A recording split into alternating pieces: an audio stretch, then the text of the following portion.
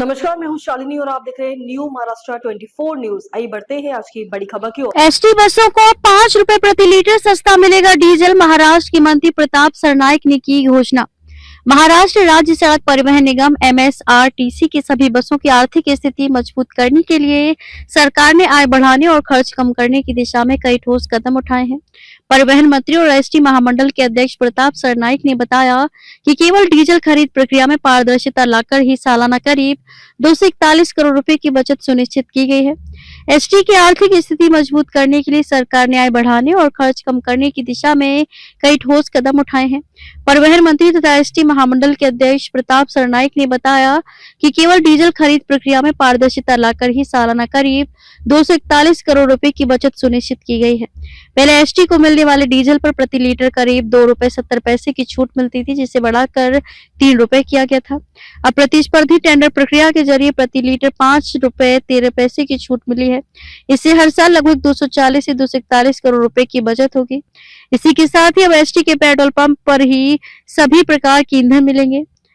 अपने open land पर ST बेचेगी ईंधन। महामंडल अब डीजल, पेट्रोल, सीएनजी और एलएनजी जैसे ईंधन की बिक्री के क्षेत्र में भी प्रवेश करेगा। सार्वजनिक निजी भागीदारी पीपीपी के तहत 100 से 110 मल्टी मॉडल फ्यूल पंप स्थापित किए जाएंगे। इसमें हर साल करीब 100 करोड़ रुपए की अतिरिक्त आय होने की उम्मीद है। ये पंप एसटी के ओपन लैंड पर स्थापित किए जाएंगे। वर्तमान में एसटी पर करीब 12,000 करोड़ रुपए का संचित घाटा है, जबकि चालू वित्त वर्ष में फरवरी 2026 तक लगभग 750 करोड़ रुपए का नुकसान हुआ है। ईंधन की चोरी और गड़बड़ी रोकने के लिए एसटी के सभी पंपों पर एआई आधारित सेंसर लगाए जाएंगे। अभी की व्यवस्था में हर 100 लीटर पर 4 से 5 लीटर तक की हानि सामने आई है, जिसे इस तकनीक से रोका जाएगा।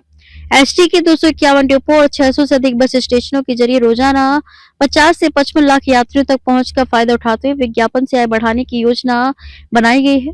बसों और स्टेशनों पर डिजिटल विज्ञापन के जरिए अगले 5 वर्षों में 250 करोड़ रुपए की आय का लक्ष्य रखा गया है। ऊर्जा खर्च कम करने के लिए बस डिपो, स्टेशनों और वर्कशॉप की छतों पर सौर ऊर्जा प्रोजेक्ट लगाए जाएंगे। इससे हर साल 10 से 15 करोड़ रुपए की बचत और आय होगी।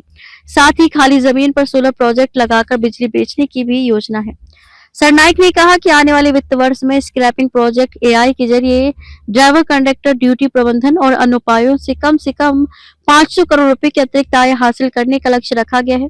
उन्होंने स्पष्ट किया कि एसटी में आर्थिक अनुशासन, पारदर्शिता और आत्मनिर्भरता लाना सरकार की प्राथमिकता है, ताकि इसे एक मजबूत और टिकाऊ परिवहन सेवा बनाई जा सके। खबरों में अब तक के लिए बस इतना ही। फिर होगी आपसे मुलाकात, तब तक के लिए नमस्कार और देखते रहिए न्यू महाराष्ट्र 24 न्यूज। ऐसे ही लेटेस्ट अपडेट पाने के लिए हमारे चैनल को सब्सक्राइब करें और तुरंत नोटिफिकेशन पाने के लिए बेल आइकन दबाना न भूलें। यदि आप हमें फेसबुक या इंस्टा के माध्यम से देख रहे हैं तो हमारे पेज को फॉलो जरूर करें। धन्यवाद।